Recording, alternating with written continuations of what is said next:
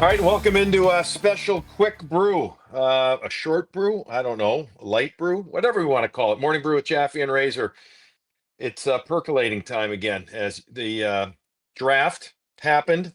I know Razor worked that at Nesson for a couple of minutes, and then we got free agency coming. But in the meantime, in the middle of all that, Razor, as I say hello to you, we'll get to our sponsors in just a minute. The Bruins make a splash, a big signing late last night, in Morgan Geeky. Morgan Geeky gets his money. 6 years, 5.5 per a deal, in my opinion, meets in the middle. I got to imagine he went in over six. Absolutely went in over six. I got to imagine they came in at four something, 4.5. And I think they ended up saying, let's meet you in the middle, and we'll give you maybe the extra year. That's just my guess where it's at. First of all, how you doing, and what's your take?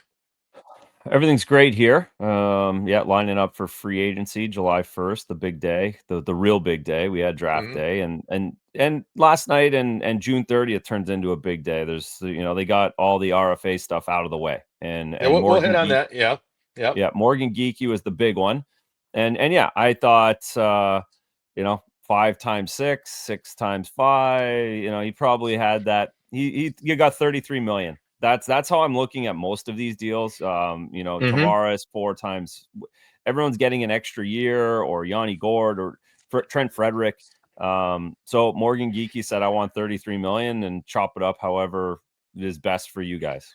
So before this, last week, I was looking at some deals that had been signed before that. Razor Donato, 4 times 4, a very similar year statistically, incredibly similar. With the Chicago Blackhawks, he got 4 times 4. Matt Duchene, different point of his career, no question, but a hell of a year, point per game player. He got 4 times 4.5. All right. Now, but team friendly due to his age, not wanting to go anywhere else. He made that clear. Mhm. Zetterland got 3 years at just under 4.3 with Ottawa. It's more similar age, stats a little different, but still 3.4. I'm just looking at those as comps, so I wasn't sure where Geeky would slide in. Morgan's strength is that he found an ability to play with an all-world player. The all-world player wanted to keep having him play with him. That means an awful lot. And he's on a team that is, didn't do so darn well. Let's be honest. Like Dallas did pretty darn well. Ottawa was doing better. The Bruins struggled. Didn't they have to bring him back? I mean, they had to. We wanted it. They wanted it, right? They had to bring him back too. And that all is good stuff. It works in his favor. So I got no issue. The cap's going to go up. You knew he was going to get at least five. You knew it, just 5 a year. And if you use the percentage indicator increase, et cetera, it makes sense. And again, I think this is the classic meet in the middle type deal. Agreed. And I was hoping this wouldn't get haggled for $500,000 a year into the summer. And I'm glad they didn't. So if I don't think the Bruins overpaid in this situation. I think they did exactly, what both team and player wanted. Maybe in a perfect world, the Bruins wanted at 5 dead on, and they save a Mhm. $500,000, but they're not in a perfect world. They needed Morgan Geekie. The position they need to fill this offseason is wing. That's where Morgan Geekie plays, and the chemistry that he had with David was just, you had to sign him, like you said, and you get him 6 years. I like him way better than I like Ryan Donato. Not like different planet for me. I know they had similar years, but as a hockey Mhm. player, I'm taking Morgan Geekie over Ryan Donato all day, every day. Um, Different and players. and so Yeah. in those numbers, it's perfect. Yeah. No, I'm with you. I'm real good with this, and I'm happy for him. This is the guy that literally had to bet on himself, had to learn about himself. We've talked ad nauseum about how he's a thinker, and he had to go through some stuff. And you love seeing growth in a player. Now that he grew, he's one of those. I guess we would call it a late bloomer type thing, right? He grew. Now the challenge is going to be obviously to replicate that. And can he be more than a 35 goal guy? I'm not sure about that, but you sure don't want him being below a 25 goal guy. That's my take on it. I think he's, look, I think Morgan's up for the challenge. So I'm good. I'm good. And I couldn't agree with you more, partner. I'm so glad they got this done, especially before July Yeah. 1. I mean, it just allows you to know what you have going in. Now, you mentioned the other free agent signings. Know what you have going in, no particular order, because I'm doing this off memory because I'm kind of still on vacation. But they re-signed John Beecher for under $1 million. Depth move, right? I mean, they look at him as potential still on the PK, whatever, but you got to do it, because they still need 5 guys up front, right? They still needed bodies up there. Hustadinov, what did he get? 9.5, something like, or 950, I think, something like that. Another depth player, DiPietro, Michael DiPietro, 2 years, one-way contract, a little over 800 grand per year, right? Like Mhm. 812 and whatever. Like, what does that tell you? Is this am I reading too much into it? Or is this, hey, we might just go with this guy and try and do something with I'm guessing with one of our with our backup goalie, Jonas Corposalo. No, I don't think so. I think you want competition. You want some compete there, and you need compete in the goalie position. You need 3 guys. You need 3 guys, and that third guy's getting one-way money, especially now that the cap's going up and everybody's giving that guy the $800,000 deal. So That he earned that from last year in the AHL. I don't think it means that you get rid of a quality NHL goalie for nothing. That does give you options, but he could be the option as well, just like a John Beecher could be an option. That's why you need these guys as assets as well. okay? Henry Jokiharju, three today signs a 3 year, or announced today, maybe it was yesterday. 3 years, three per year AAV, so 9 million. I gotta be honest with you, the term surprised me a little bit. The 3 years. Um, the 3 million, no, that's I think it's less than he made last year, or basically the same. I don't have it in Mhm. front of me. Did the term surprise you? I know they need right shot D. I do not think they are done looking for a right defenseman. I just don't think they are. You're right D now, besides Yoki Haru or Charlie McAvoy and Andrew Peak. So I thought the term surprised me a little bit. What about you? Well, I think the term they just had to go there because they would have he was unrestricted. So he's gone. He's flying out the door and someone would have given him 3-3 somewhere, if not more, because of the Mhm. fact that there's no right-handed defensemen in the National Hockey League that have experience and that have played. So it the the experiment didn't go great for him, but in his defense, Mason Lowry was the number one defenseman basically the entire time he was here. So Mhm. it wasn't a good fit for him. It wasn't a good fit for anybody other than Morgan Geekie and David Pastrnak, to be quite honest, in the last 6 weeks. So I think it just comes down to kind of what we talked about Morgan Geekie. Yoki Haru has a ton of leverage because he's a right-handed defenseman that's played 250 games in the National Hockey League, and he was going to get that money somewhere. The Bruins need to, again, it's an asset too. You can look at it that way. He can be a guy that can get put into a deal at some point too, if he's not in your full plans for 3 years, because he's young enough, and everyone's always going to need a right-handed defenseman. And it's a modified no trade Razor in his contract, and it's not for all 3 years, if I remember correctly. So I think it's the first year, and then after that, it opens up. So that's probably how the Bruins are looking at it too, saying like, okay, we need to write the whether you're a third pair D or our number 7D, whatever, we need it for year one, and then after that, we might need to move on. And to your point of wanting another right-handed defenseman, if you get that guy, if you get the guy that you really believe in, now your top seven's really, really good. And it's still not, with Lowry being at 3, Peak at 3, Yuki Haru at 3, like you can afford it too. So if you can find another right-handed guy on July 1st, your top seven's very, very, very good. Memory serves correct. The only really big name right shot D available unrestricted is Aaron Ekblad. I don't Mhm. know if I'm going there on a long-term deal. I actually, I gotta tell you what, I thought Ekblad played really well in the playoffs. I did. Yeah. I thought he played really, really well. I just don't know if I'm signing like a 6, 7 year contract. And I got to imagine he's going to get 8 a year. I would imagine. I don't know what your thoughts are on that. If you would go there or not. I'm not sure what. But otherwise, my point is, you're looking for a trade. And I think that's going to be very interesting. Or you find a left shot D who is incredibly comfortable playing on the right side. Well, and there's a lot of those starting to have, we've talked a lot, even Geek or even Peak playing both sides, and Hmm. Parker Wall. There's a lot of guys that are starting to handle both sides just the way the game's played, and so much rotating in the defensive zone. But yeah, no, it still feel, again, back to Yoki Haru. He's a good asset, and you probably had to give him one more year than you really wanted to, but that's just because what the market is.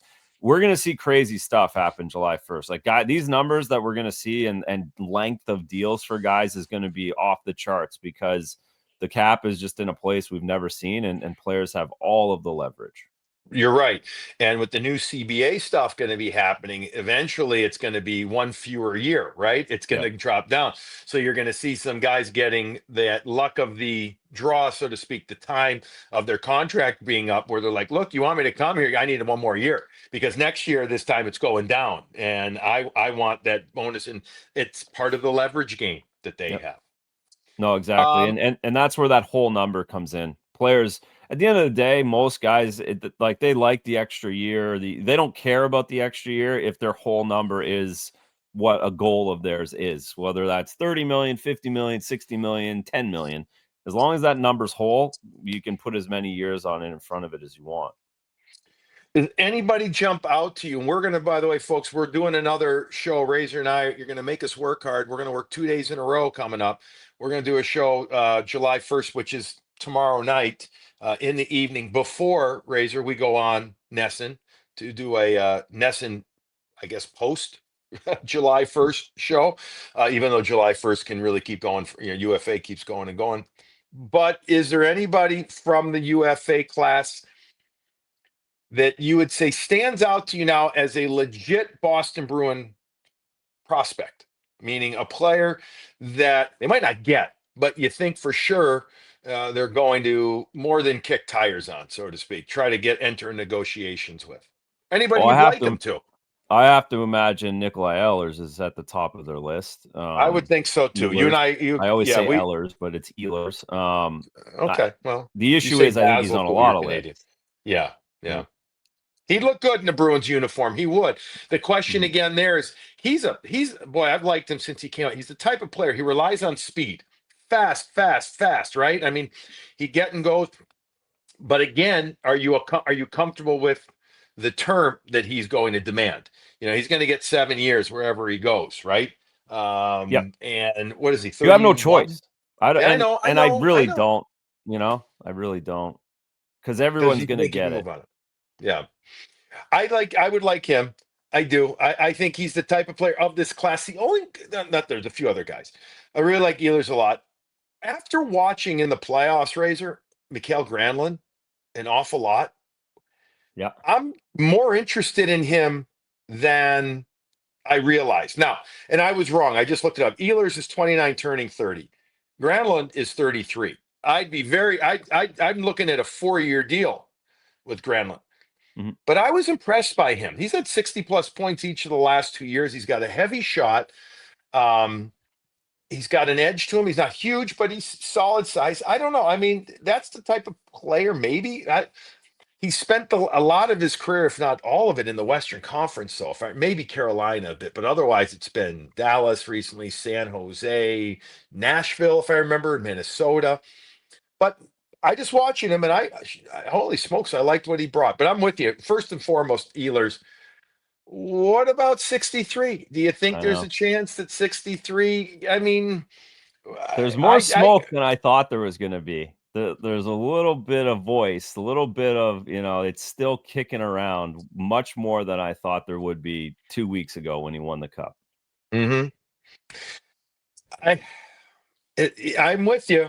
I'm with you. But after I know, it doesn't feel like easy if it happens. I guess I got to imagine it's Boston will show interest. We know Florida and Utah. Utah seems obvious. Utah is the belle of the ball this year, Razor. It seems like they're the team that wants to make something big happen, something real big. Yeah, he'd sell a lot of jerseys, a lot of those new jerseys out there. Yeah, I have to imagine. I'm Toronto. I am doing everything I can there too. I'm just curious if Brad really wants to That's do that, I was going because to ask that'll you that. be, if he does that, then he becomes the ultimate, like, wow, the ultimate assassin, going from Boston to Florida to Toronto. That is the gauntlet right there. But if I'm Toronto, I'm throwing everything I can at him, because that changes everything, and he takes pressure off of everybody instantly.